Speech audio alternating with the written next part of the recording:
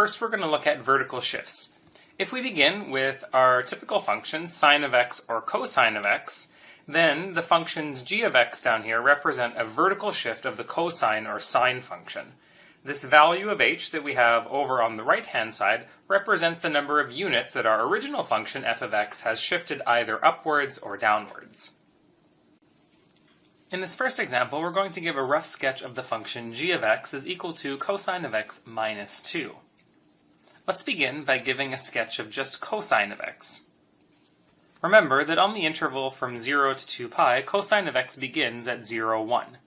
Then it decreases down to minus 1 at pi, and increases back up to 1 at 2 pi. Next, to create our function g of x, we note that this minus 2 is telling us to shift our original function down by 2 units. That means our starting point here at 0, 1 is actually going to move down 2 units to 0, negative 1. This point here at pi, which has a y value of negative 1, is also going to move down 2 to negative 3. And then finally, this point here at 2 pi, which has a y value of 1, is going to move down 2 to minus 1. So that's going to give us a function that looks roughly like this.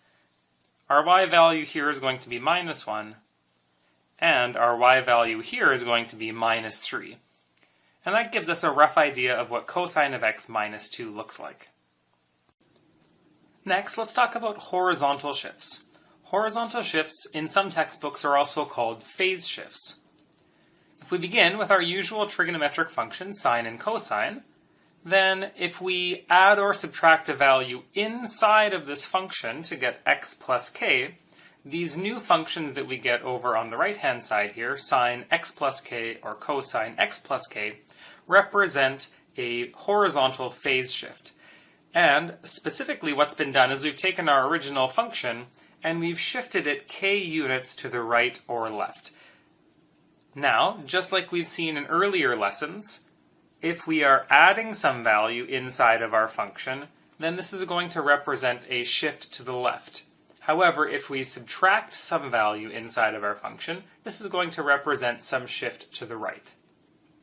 In this example, we're going to give a rough sketch of the function cosine x minus pi.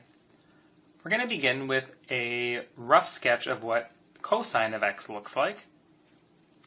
Now, what is this x minus pi telling us? Well, it's telling us to take our original cosine function and shift it to the right by pi units. Well, let's begin by using these 3 distinct points that we have here. Here we have a point at 0, 1.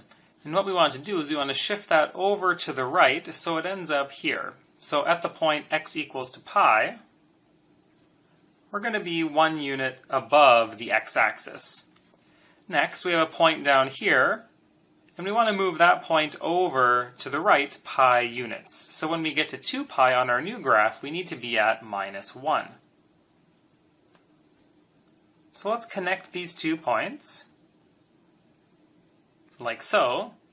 Now we might ask ourselves, where is the rest of our function? Where is that going to come from? Well, that's going to come from our original function over here.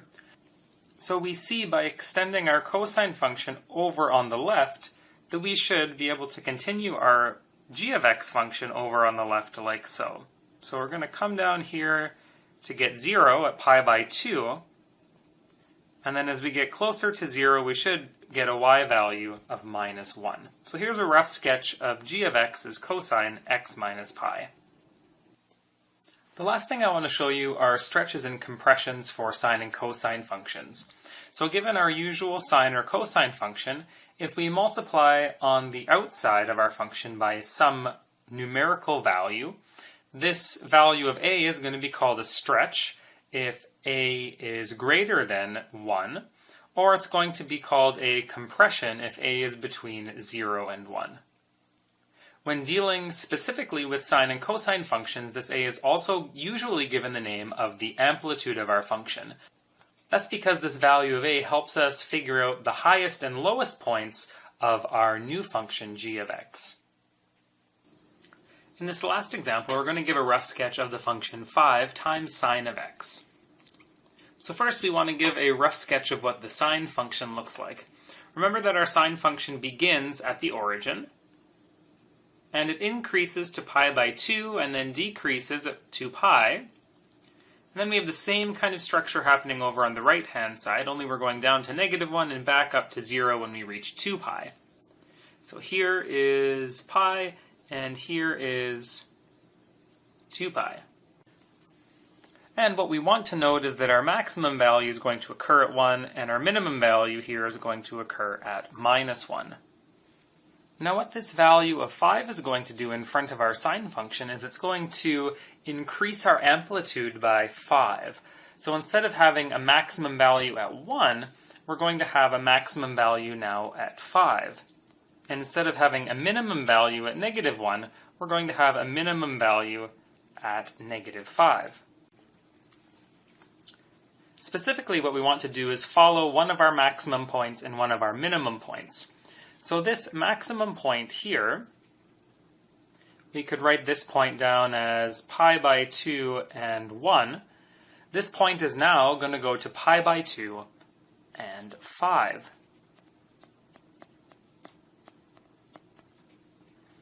This point down here is at 3 pi by 2 and -1.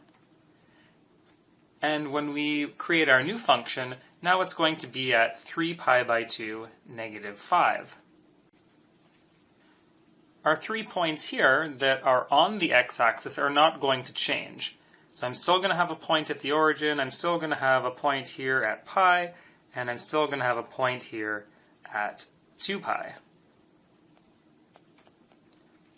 And when we go to connect our points, we're going to have roughly the same graph. It's just been stretched by a little bit. So we still have a maximum here, heading down to our minimum, and then back up to 2 pi.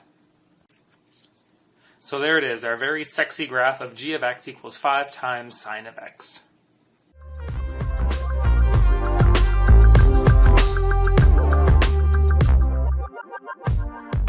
Alright, my little epsilons, stay positive.